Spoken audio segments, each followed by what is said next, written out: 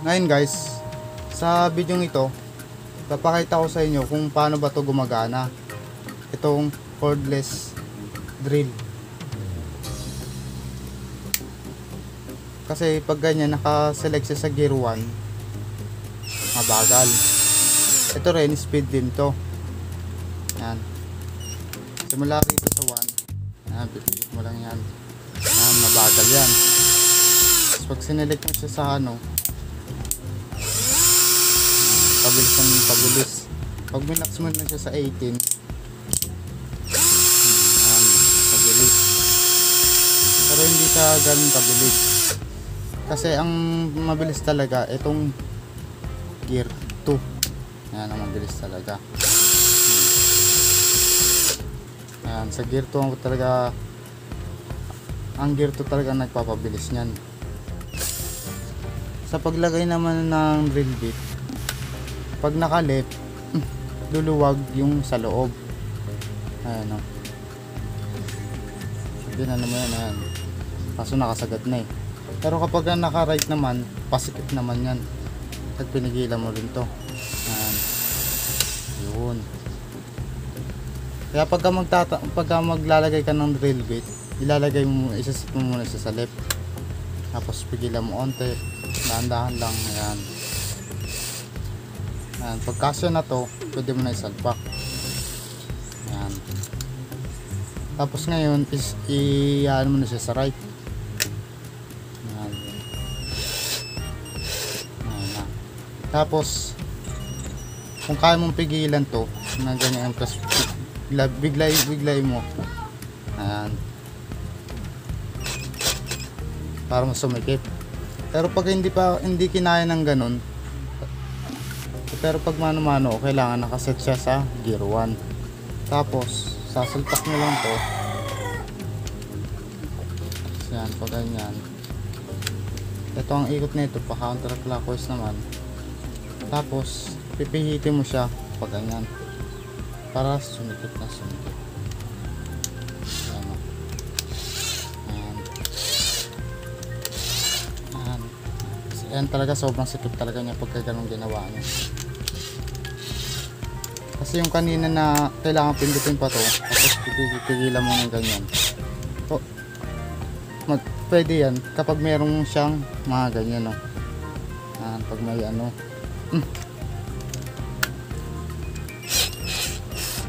Ayan, sa pagtanggal din ganun lang din.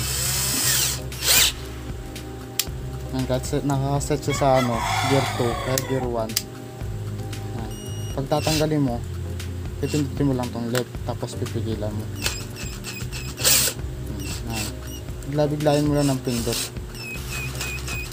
Ayan, tanggal na. Ayan, papasikip, para right naman na pasikip. Ayan. Diba? Okay na, tapos na tayo sa speed.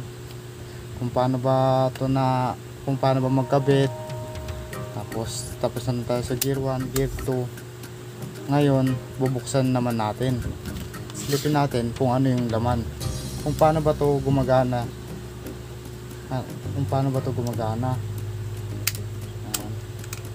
Kung ano ba mga nasa loob nito. Na nasisilipin natin. Ngayon, tanggal na ho lahat ng tornilyo. Ngayon, tanggalin na ho natin to. Ito, alalay lang ho rito kasi tumatalsik to. Kasi may spring yan. Ayan o. Spring.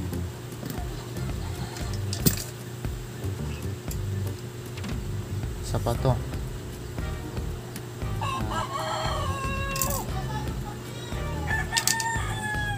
Yan natin to. Saksak natin ngayon to. Dito. Pindutin natin to. Yun. Kung itatanong kayo kung anong dynamo o motor ba ang nakalagay dito, ang nakalagay rito ay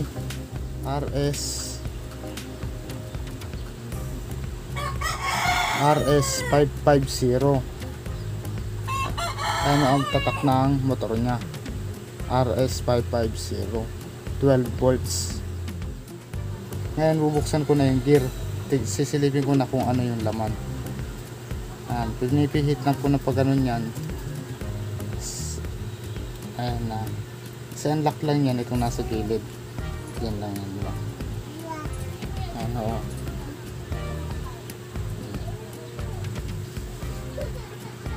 Unahin mo muna natin itong cover. Ano yung cover nya. Tapos may tatlo siyang gear na nakapalibot dito. Ayan. Ano siya?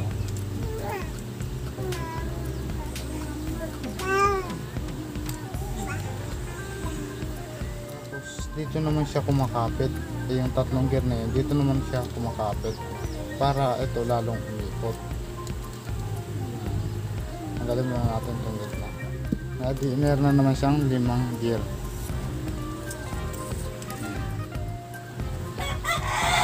Tapos tingnan nyo kung ano nangyayari kapag nagseselect tayo ng gear. Ayan.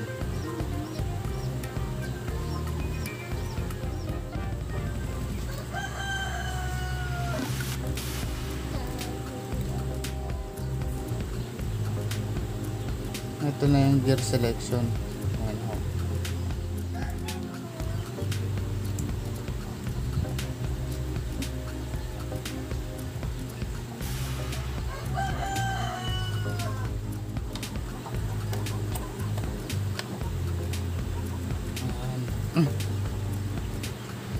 Pagka ganyan, naka gear 1 siya. Ayan o. Tingnan nyo ah. Pindutin ko ngayon to.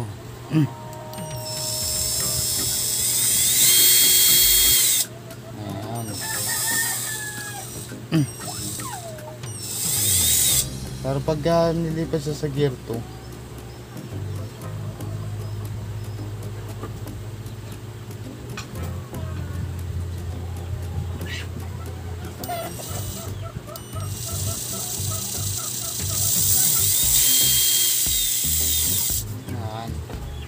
ito ho yung gear 2.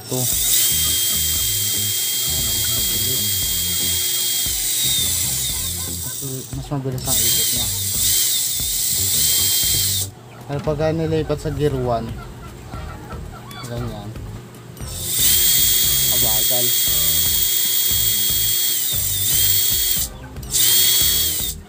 Pero dito sa last layer,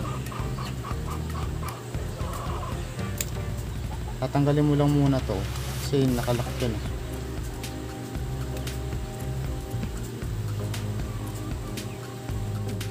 Isa na, 5 rin to. Isa, 2, tapos may ring yan, may washer nya. Ayan na yung ring.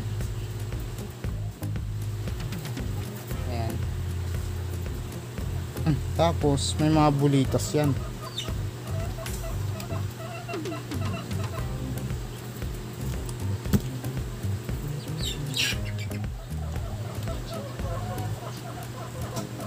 Tapos kung sa battery naman, check din natin.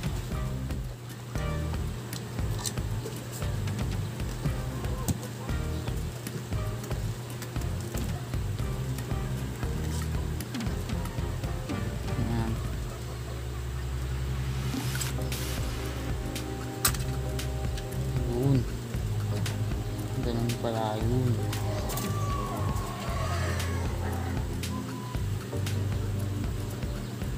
Bali meron ano siya, 3 lang battery. Ayan. Ayan na ho.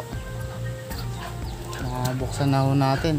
Napakita ko na ho sa inyo lahat ng pyesa. Kasi ito.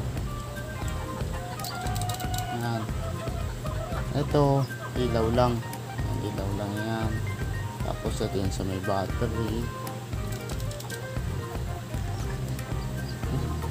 Ibalik na ho natin.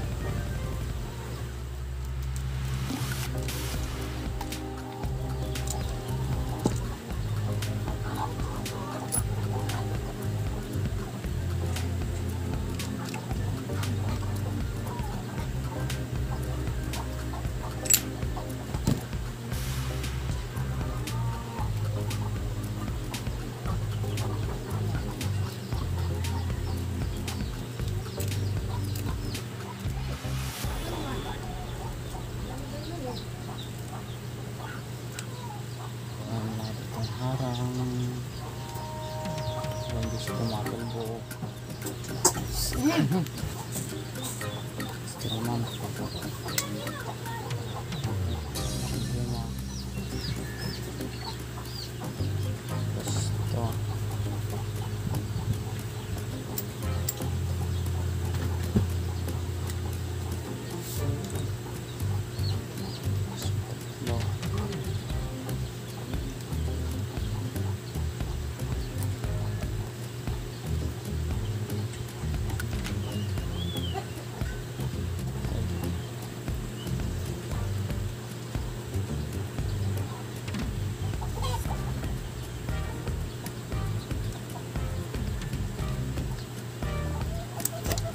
Tapos sa pagsalpak na ito, dapat itong daanan ng gear, kasi yan sumasagad yan dito, itututok nyo siya dito, kasi yan oh, ito ang pinakataas yan itong, kasi yan ang daanan ng gear, yung sa selection ng gear, ng selection gear. Ano mo lang dyan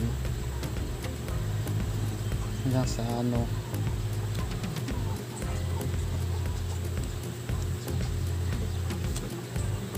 shock na. Tapos ulit natin yan, okay na, check natin yan oh. Tapos ito dapat dito yan, ayun yung tumutunog pag pinipihit nito. Ay, pag pinipihit nyo pala ito.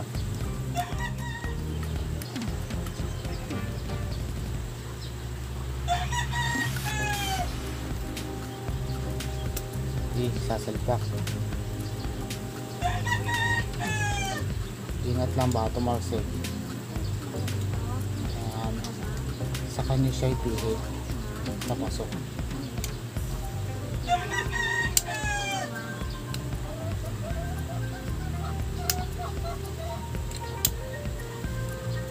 I-align nyo yung mga wire.